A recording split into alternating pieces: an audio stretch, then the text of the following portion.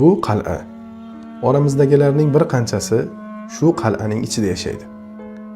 Bir qanchasi esa qal'aning tashqarisida yashaydi. Lekin qal'a ichida yashaydiganlarning ba'zilari bu qal'a qamal qilingan va erkinligi cheklangan deb hisoblashadi. Qal'a tashqarisidagilar esa bu qal'aga kirishni orzu qiladilar. Qal'a ichidagilarning ba'zilari bu devorlar bizni cheklayapti, biz ozod emasmiz deyshadi.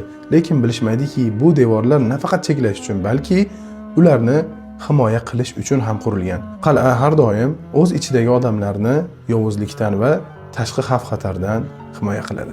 Ammo qal'adan tashqariga chiqqanlar ko'pincha tashqarida ham unchalik erkin emasligini tushunadilar.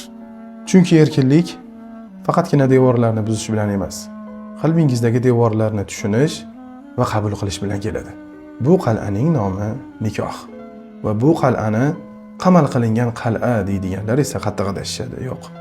U ichkaridagilarga bir-birini tushunish va qadrini bilish imkonini beradi. Tashqaridagilarga esa bu qal'aga kirish maqsadga aylangan manzil. Ushbu videoni qal'a ichidagi va qal'a tashqarisidagi tanishlaringizga yuborib qo'ying.